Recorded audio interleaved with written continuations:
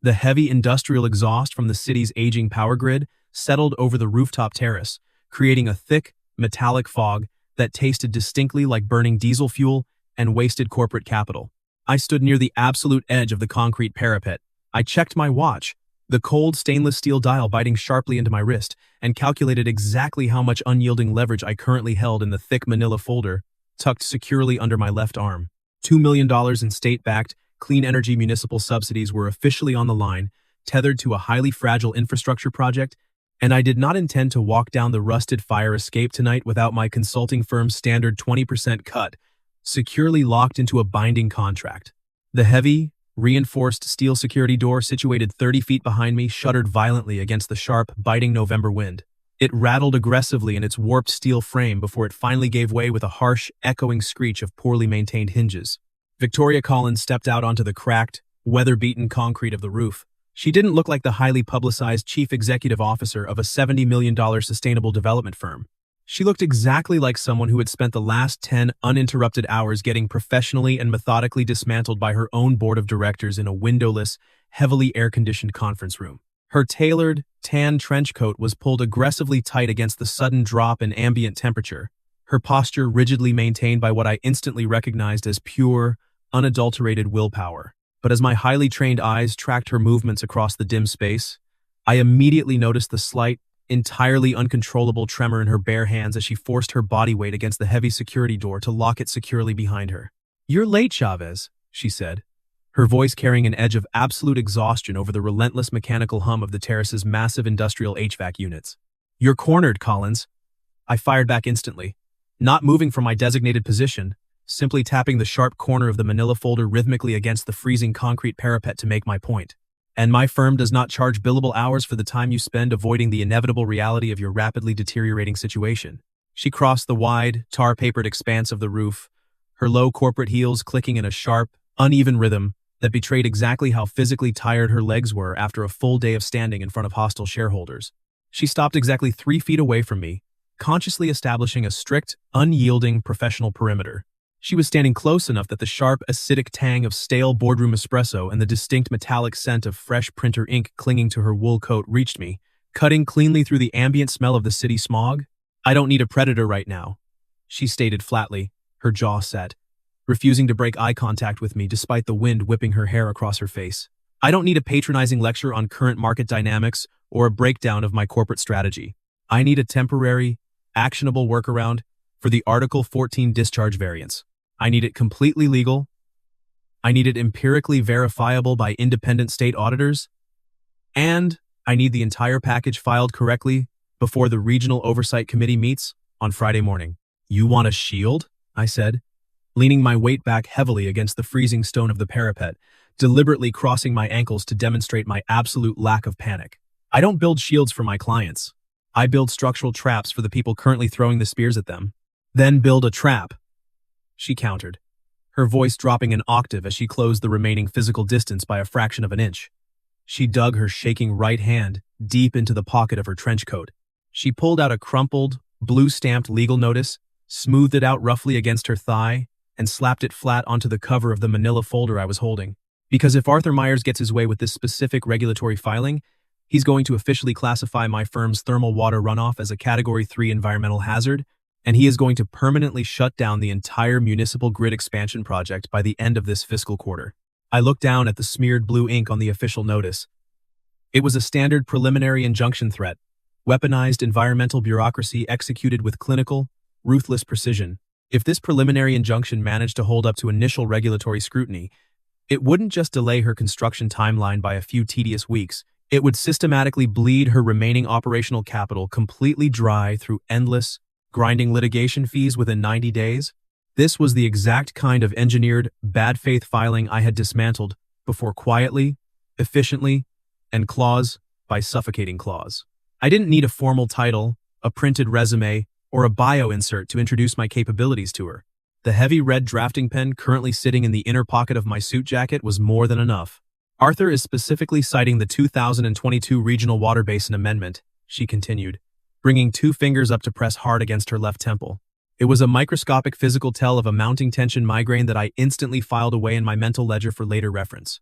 He claims our subsurface cooling towers violate the permitted temperature delta by exactly 0.4 degrees. It's a manufactured enforcement trap. He knows the state calibration equipment has an acceptable operational margin of error of 0.5. He's intentionally operating inside the margin to create a false positive. It's not an enforcement trap, Victoria. It's a financial leverage play. I corrected immediately, popping the heavy metal clasp on my folder and pulling out my encrypted iPad. I didn't look at her face. I directed my absolute focus to the raw environmental data currently streaming across the glowing digital screen. He doesn't give a damn about the actual water temperature in the local basin. He cares about the public valuation of your corporate stock plummeting on the mere rumor of an EPA violation so his holding company can initiate a hostile board takeover at a fractional, discounted price. Who is your currently appointed internal policy auditor? He is, Victoria said, the words clearly tasting like ash in the freezing air. He currently chairs the Internal Compliance Committee. He controls the corporate ledger. He controls the reporting timeline to the State Regulatory Board. And he completely controls the final verification stamp. Then we don't waste our time fighting the stamp, I said. My voice went flat the way it did when the answer snapped into place. We invalidate the committee's legal jurisdiction entirely.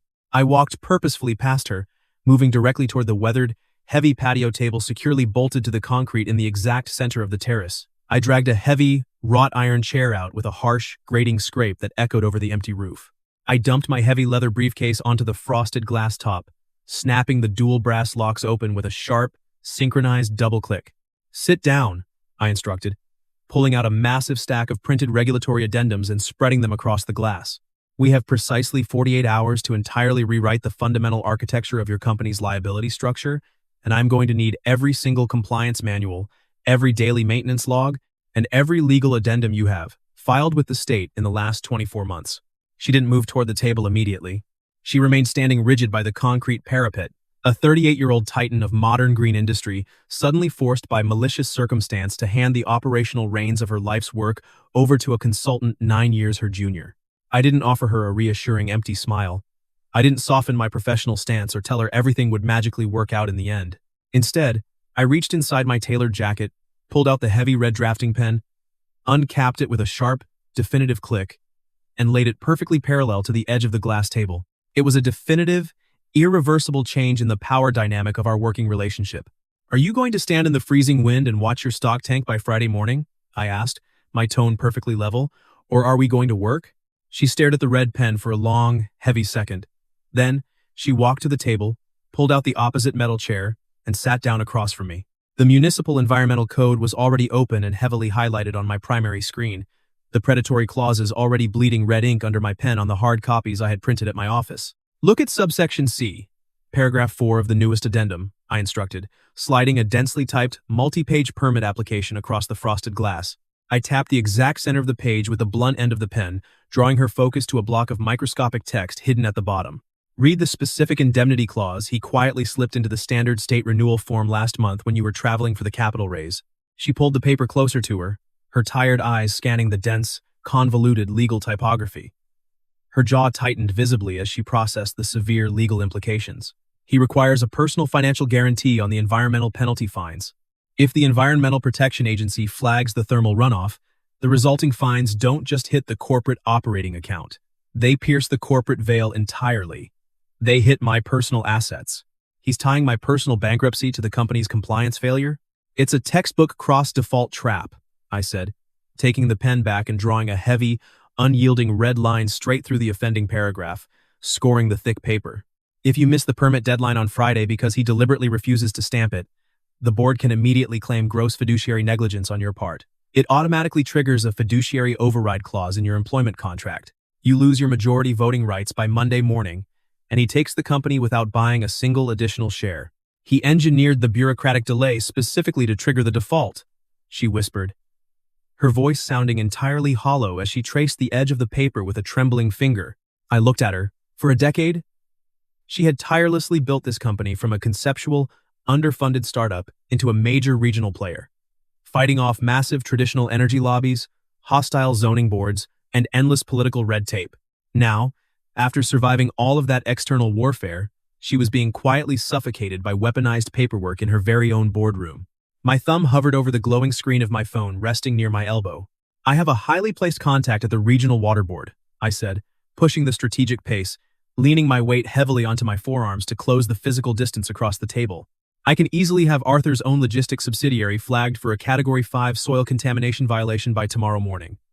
I already have the raw satellite imaging data on his holding company. We package the data, we write the narrative, and we leak it to the financial press before the market opens tomorrow. We burn his public credibility to ash before he even walks into the boardroom on Friday. Victoria looked up from the marked paper, her sharp gaze snapping directly onto mine, freezing me entirely in place. "No," she said. "It wasn't a request. It was an absolute command. It ends the immediate threat permanently," I argued, the deep-seated hunger for the definitive win pushing my volume up slightly over the wind. "It devours his leverage completely. It puts him entirely on the defensive and forces an immediate settlement. It's clean, it's brutal, and it undeniably works." "It is retaliation," she countered, her voice low, measured, but carrying an absolute, unshakable authority. "If I destroy him with an orchestrated, anonymous press leak, I validate his underhanded methods. I prove to my board of directors that I am just as toxic, manipulative, and corrupt as the old guard I was explicitly hired to replace. We win on the factual merits of the policy, Easton, or we don't win at all. In my highly aggressive corporate world, you simply did not leave a loaded, operational weapon sitting on the table. You used every available piece of leverage until the opposition stopped moving entirely." My thumb hovered directly over the send icon on my screen. The drafted email containing the damning satellite data glowed brightly in the darkening evening, ready to completely ruin Arthur Myers with one simple tap. I didn't breathe. I looked at the glowing screen. Then, I looked up at Victoria. I looked at the strict, unbreakable line of her posture, the absolute, unwavering integrity radiating from her refusal to play dirty, even when it was going to cost her everything she had built. I locked the screen. The sharp click of the side button echoed loudly against the glass table. I placed the phone firmly face down on the glass and deliberately slid it 6 inches away from my hand, removing the temptation entirely. I picked up the red pen, flipped it around, and moved it deliberately to her side of the table, yielding the core strategy entirely to her moral terms. "Okay," I said, my voice recalibrated to a steady, quiet baseline, acknowledging her absolute authority over the project. "Your rules. Policy only. We find the structural loophole." We worked relentlessly through the freezing, continuous drizzle for the next 4 hours. By midnight, the ambient temperature on the rooftop had dropped significantly, turning the heavy moisture in the air into a biting, localized mist that clung to our coats. My business partner, Shane, had driven all the way over to the corporate building, bypassing the night security desk to drop off 3 heavy, reinforced cardboard boxes of archived environmental impact reports we needed for the cross-referencing phase. He didn't stay long. He dumped the heavy boxes onto the wet concrete with a dull thud, handed me a highly encrypted flash drive containing the raw sensor data, and gave me a long, hard, calculating look. It was a look that plainly asked why the hell I was currently burning premium billable hours, sitting in the freezing rain, for a desperate client who hadn't even signed a formal retainer agreement yet. I entirely ignored the look. I took the drive from his hand, gave him a brief nod of dismissal, and he left without a single word, the heavy metal security door slamming shut heavily behind him. Rows of complex thermodynamic numbers and flow rate statistics blurred together under the harsh, artificial glow of my laptop screen. But the digital timestamps associated with the cooling towers didn't lie. I was deep in the meticulous process of mapping the temperature deltas when my phone vibrated violently against the glass tabletop, jarring the steady silence of the roof. I flipped the device over. A new, high-priority text from Shane illuminated the screen. "Just got a back-channel tip from the municipal clerk's office. Arthur isn't waiting for the Friday deadline. He's officially moving the oversight committee vote to tomorrow morning at 9 a.m. He's accelerating the trap to completely cut off your audit time." The 72-hour safety timeline we had been heavily relying on had just vanished into thin air. We now had less than 9 hours until the vote. I looked up across the frosted glass. Victoria was staring intently at her illuminated screen, but her eyes were completely glassy, unfocused. She was tracking the exact same line of regulatory text 3 times without processing a single legal word. Her fingers rested rigidly above the keyboard, entirely frozen by the sheer volume of data and the crushing weight of her exhaustion. I stood up, pushing my heavy wrought iron chair back so it scraped loudly and aggressively against the wet concrete. I walked around the edge of the table, reached directly over her shoulder, and firmly pushed her laptop screen down until the mechanical latch clicked shut, plunging her side of the table into sudden, absolute darkness. "Stop," I said, my voice leaving no room for negotiation. "Easton, open the screen right now." she warned, immediately bringing her hand up to rub her temple again, a flash of genuine panic entering her tone. We do not have time for a break. We just lost Friday. The vote is tomorrow morning. You're not absorbing the data, and your hands are literally shaking, I replied, refusing to step back, refusing to apologize for the abrupt interruption. I pulled my phone back out of my pocket and opened a local delivery interface. You haven't consumed a single calorie of actual food since noon. You want to walk into that hostile boardroom and beat Arthur Myers tomorrow morning? You need your neurological functions operating at maximum capacity. I'm ordering the street corner Thai place. Pad CU. And do not argue with me about the sodium content or the delivery fee. She finally looked up at me, a sharp, brilliant flash of executive annoyance burning clearly in her eyes, but it was followed almost instantaneously by a heavy, silent physical exhalation that looked exactly like total surrender.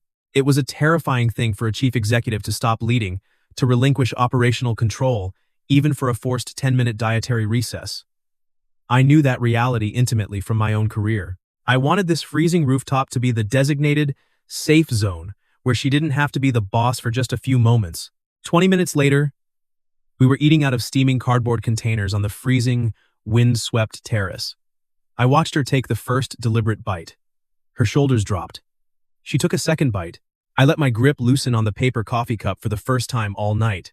You're considerably younger than I originally expected, she said quietly, her voice losing its sharp executive edge as she traced the folded cardboard rim of the container with the tines of her plastic fork. When the advisory board warned me about the hungry wolf of the eco-policy sector, I pictured someone with silver hair, a much worse suit, and a country club golf handicap. Age is just a highly convenient metric utilized by people who don't have empirical results to show, I said, keeping my tone perfectly level, focusing deliberately on my food to give her space. It's also a highly accurate metric for hard, practical experience, she countered mildly. A faint, genuinely exhausted smile, finally touching the tight corners of her mouth. I've been fighting this specific board of directors for capital control since you were sitting in a freshman college lecture hall. And you fought them the right way every single time, I pointed out, gesturing with my wooden chopsticks toward the towering, organized stacks of pristine compliance records we had pulled from Shane's boxes. Which is precisely why they have to invent fake temperature violations to catch you out of bounds. You built an impenetrable structural fortress over the last 10 years. I'm just here to fix the broken lock on the front gate. She looked at me then, really looked at me. The distant, flickering grid lights of the city reflected brightly in her eyes, highlighting the immense depth of the isolation and exhaustion she carried daily. The sudden, overwhelming physical urge to reach across the narrow glass table, to pull the lapels of her trench coat tighter around her shivering shoulders, spiked incredibly hard in my chest. I wanted to touch her. I wanted to physically shield her from the biting wind. Instead, I kept my hands wrapped firmly and immovably around my rapidly cooling paper coffee cup. My knuckles literally ached from the sheer physical effort of the restraint. The restraint was necessary. It anchored me to our professional reality. I was absolutely not going to cross a boundary or leverage physical proximity to manufacture a moment when she was actively being cornered and threatened by her own company. Eat, I commanded softly, the absolute corporate edge completely gone from my voice, leaving only genuine care. We still have a municipal code to rewrite before the sun comes up. The next morning, the sky completely fell in. I was sitting at the heavy oak desk in my office downtown, exactly 3 miles away from her headquarters. I was finalizing the complex thermal output simulations on my dual monitors, verifying the last string of data, when my primary screen flashed a brilliant, blinding red with an urgent, high-priority email alert. It was an automated, system-generated notice directly from the primary commercial bank holding Victoria's operational capital. Account status: frozen. Pending immediate compliance review. I grabbed my heavy wool coat from the back of my leather chair and was out the glass door before the second notification chime even finished ringing in the empty office. When I reached her executive floor 20 minutes later, her senior assistant didn't even attempt to stop me, ask for my ID, or check my appointment status. I bypassed the sleek, minimalist reception desk entirely and pushed forcefully through the heavy, frosted glass doors of her corner office. Victoria was standing rigidly by the floor-to-ceiling windows overlooking the gray financial district. Her cell phone was pressed so tightly to her ear that her knuckles were completely white. The blood drained from her grip. You cannot legally freeze the project escrow without a formally filed state indictment, she was saying. Her voice tight, the tightly controlled, suffocating panic leaking visibly through the sharp syllables. A preliminary notice of inquiry from a board member is not a legally binding mandate. Arthur Myers does not have the unilateral corporate authority to. She stopped abruptly. The line had gone completely dead. The bank representative had hung up on the CEO. She lowered the phone slowly, her free hand coming up to cover her mouth, the sheer, crushing weight of a decade of relentless, grueling work collapsing rapidly around her was vividly visible in the sudden, sharp slump of her shoulders. She was terrified of stopping, terrified of failing, and the faceless algorithmic system had just aggressively hit the kill switch on her life's work.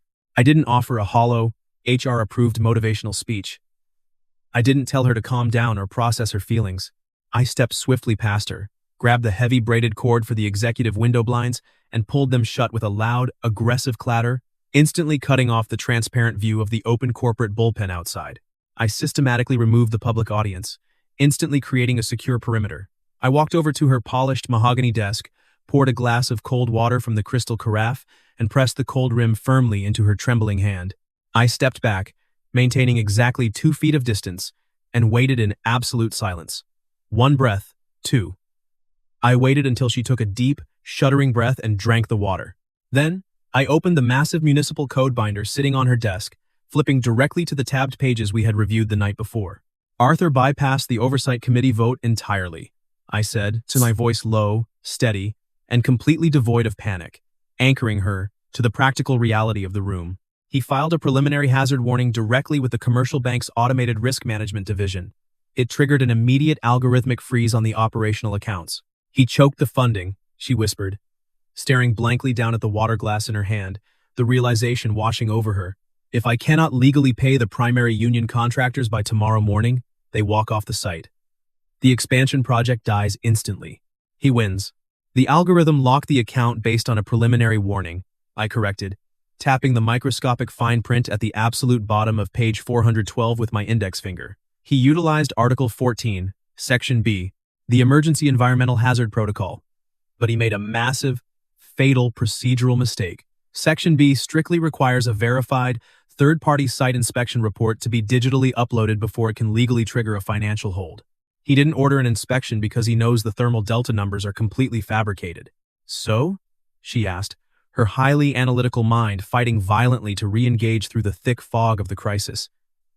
It takes a minimum of 3 weeks to formally appeal an automated risk flag with the commercial bank. We don't appeal, I said, the predatory wolf waking up again. But this time, its aggressive focus was entirely concentrated on protecting her territory. Your COO explicitly authorized my emergency compliance credentials at 6 o'clock this morning to access the internal security servers. I pulled the building's digital proximity access logs on my drive over here. I reached deep into my inner jacket pocket and pulled out a neatly folded, time-stamped sheet of paper. I smoothed it completely flat on the desk, right next to the code binder.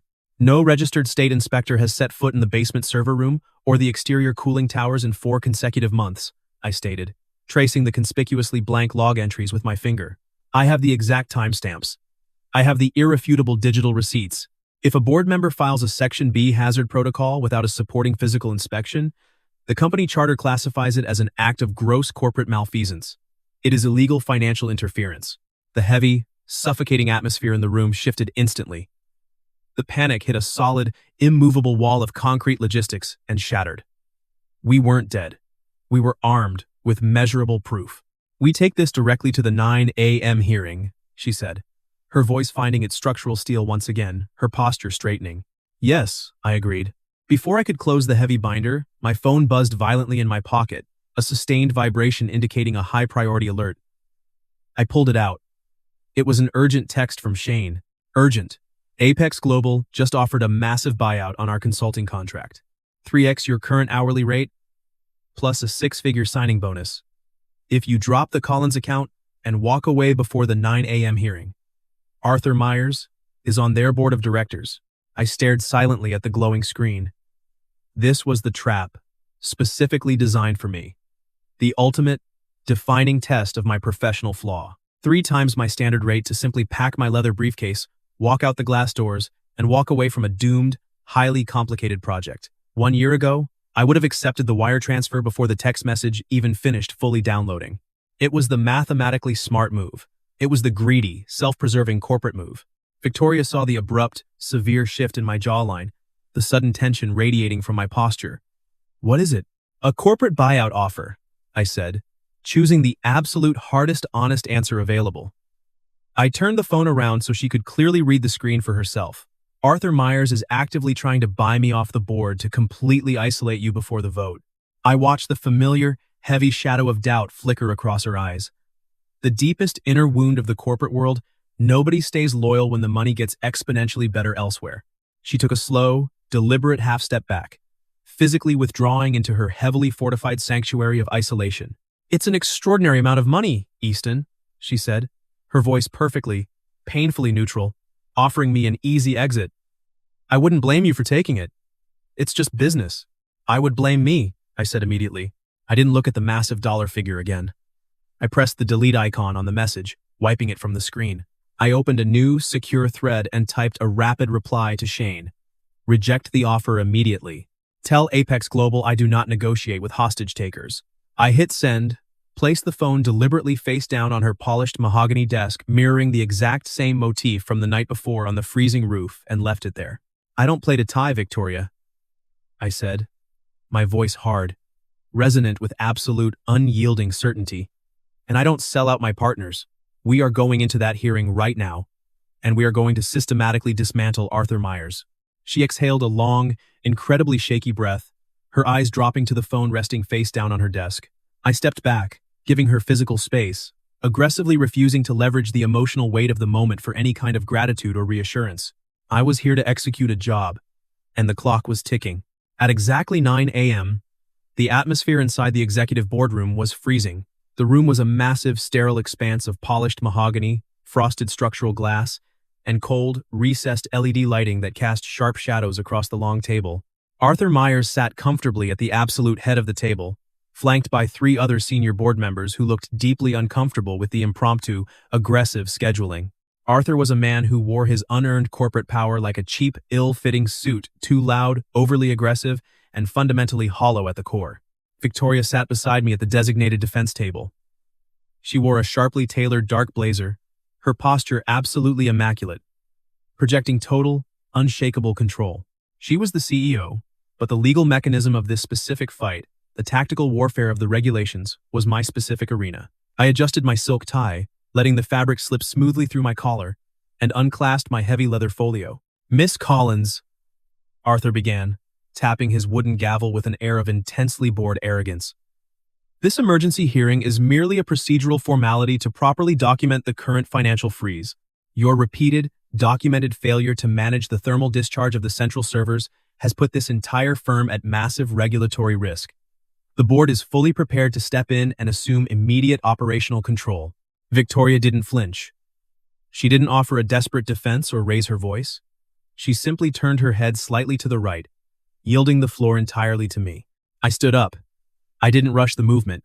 I slowly buttoned the center button of my suit jacket, picked up the thick, heavy bound file containing the 400-page compliance report I had spent the last 48 hours painstakingly building, and dropped it squarely onto the exact center of the mahogany table.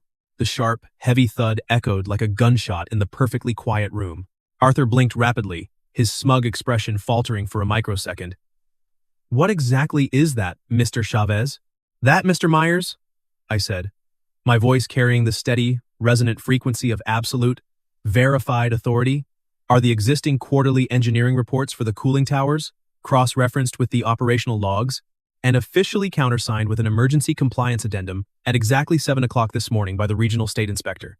I paused, letting the weight of the document settle over the room. "The primary engineer reports were already on file standard quarterly submissions," I clarified, stripping away any illusion of impropriety before he could voice it. "The state inspector is on the emergency on-call roster, required by statutory law to respond within a 4-hour window when a public infrastructure project is flagged. He only had to legally countersign the emergency addendum verifying the digital logs, not retest the physical towers. The data is certified." I picked up the smaller, secondary packets and walked a slow, highly deliberate circle around the expansive table, handing one directly to the other 3 board members.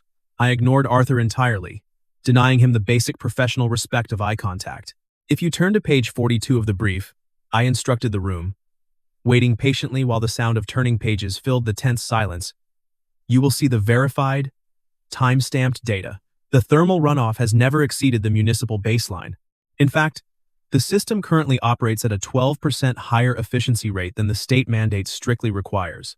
There is no hazard. There never was a hazard. The risk management algorithm specifically flagged a violation. Arthur interrupted loudly, his voice rising in pitch, his face flushing a dull, angry red as he realized the trap was closing. The bank acted strictly on the data provided. The algorithm acted on a manual input override. I corrected sharply, pulling out the printed digital access logs from my jacket. I held them up high so the entire room could clearly see the highlighted yellow text. An override deliberately submitted from your specific terminal IP address, Arthur, at exactly 11:14 on Tuesday night. You filed a Section B emergency hazard protocol without ordering a mandatory, verified site inspection. I paused, letting the profound silence stretch until it became physically suffocating in the cold room. According to Section 8 of the Municipal Environmental Code, I continued, my voice dropping to a cold, clinical flatline, filing a false environmental hazard claim to intentionally manipulate corporate financial assets is a federal offense. You broke the law to steal her company. The room went completely, utterly dead silent. The low, mechanical hum of the AC unit was the only perceptible sound. I watched with quiet satisfaction as the other 3 board members slowly, methodically put down their expensive silver pens. They shifted in their ergonomic chairs, physically and noticeably distancing themselves from Arthur Myers. You do not have the corporate authority to access those internal security logs? Arthur sputtered, his confident corporate mask slipping completely, revealing the desperate, flailing panic underneath. I am the officially retained Environmental Compliance Counsel for the Chief Executive Officer, I stated, locking eyes with him for the first and final time. I have full, unrestricted legal authority to audit any operational system flagged for environmental variance. My access is legal. Your filing is undeniable fraud. I turned my back on him, the ultimate, dismissive insult in a boardroom setting, and focused my attention entirely on the remaining 3 board members. The bank freeze is entirely illegal, I said, checking my watch. If the commercial bank is not officially notified within the next 10 minutes that the hazard claim has been permanently withdrawn by this committee, I will personally file an injunction with the State Attorney General for orchestrated corporate fraud before noon today. I walked back to my seat and sat down smoothly next to Victoria. I didn't gloat. I didn't smile or cross my arms. I simply folded my hands perfectly flat on the mahogany table and waited. I had built the trap. I had loaded the spring. It was time for it to snap shut. Arthur looked frantically around the large table, desperately seeking a single ally among his peers. He found nothing but cold, averted eyes. The oldest board member, a formidable woman with sharp silver hair and a heavy silk scarf, finally cleared her throat. Arthur, she said coldly, her tone leaving absolutely zero room for debate. Withdraw the hazard claim. Right now. 10 agonizing minutes later, the sharp notification chime echoed loudly in the quiet room. The email arrived simultaneously on Victoria's phone and my tablet. The automated account freeze was lifted. The operational funds were fully released back to the firm. The expansion project was entirely safe. Arthur stood up, his face contorted into a deeply ugly mask of humiliated, impotent rage. He shoved his heavy chair back so hard it hit the wall, and he walked out of the boardroom without uttering a single word. The heavy mahogany doors swung shut behind him with a final, heavy click. Before anyone else at the table could speak or formulate an apology, the doors opened again. Shane walked in, carrying his battered briefcase. He stopped just inside the threshold, caught my eye across the room, and gave a single, sharp nod. Shane's single, sharp nod meant exactly one thing. Apex Global had backed off the massive buyout offer the absolute second the board saw the fraud exposure. The external threat was entirely, completely neutralized. Victoria stood up from her chair. She didn't look at me for reassurance. She looked directly and fiercely at the 3 remaining, highly subdued board members. Update the corporate charter immediately and draft an official press release, Victoria instructed them, her voice ringing clear, steady, and dominant across the mahogany table. Easton Chavez is no longer operating on a temporary consulting contract. He is officially joining this firm as our permanent compliance counsel, and he is my designated partner in this rollout. Effective immediately. On the record. It was a massive, uncompromising boundary statement. She was making an undeniable, semi-public declaration to the people who had just tried to ruin her, locking my position into the permanent, structural hierarchy of her professional life. The board members nodded silently, hastily gathering their files, entirely defeated by her competence and my execution. An hour later, the sun was beginning its slow descent over the city, casting a brilliant, bruised purple light across the thick, persistent smog. We stood together on the rooftop terrace, the exact same place we had violently collided 48 hours ago. The wind was still biting cold, whipping around the concrete parapets, but the oppressive, suffocating weight in the air was entirely gone. I reached into my coat pocket and pulled out a heavy, newly cut brass key. I held it out toward her. She looked down at it resting in my palm, the wind catching a loose strand of her hair. "What is this?" "It's the master key to the vacant suite on the 5th floor," I said, stepping closer, leaning my weight against the parapet so our shoulders were nearly brushing. "My office will be exactly 5 floors below yours. Close enough to show up when it genuinely matters. Far enough to keep it rigorously professional when we have to." I paused, letting her absorb the practical logistics of the arrangement. "I signed the commercial lease this morning, right before we walked into the hearing. My firm is officially moving into the building. We're sharing floor space. We are on site, and we are permanent." She slowly reached out and closed her hand over the cold metal of the key, holding it tightly against her palm, anchoring herself to the physical proof of the commitment. She looked out at the sprawling city skyline, watching the grid lights begin to flicker on in the gathering dusk. "Easton," she said, the carefully constructed, impenetrable corporate armor finally stripping away, allowing the raw, human vulnerability to return to her voice. "I am 38 years old. I have spent my entire adult life aggressively fighting for control, building impenetrable walls around my decisions, and refusing to let anyone see me fail or falter. I don't know how to do this. I don't know how to share the weight of it all. You learn the exact same way we beat Arthur Myers," I said, turning my head to look directly at her profile against the sunset. "We read the terms, we adjust the necessary variables, and we put the work in every single day." She reached into her coat pocket and pulled out a battered cardboard coffee cup, nudging it gently across the wide parapet toward my hand.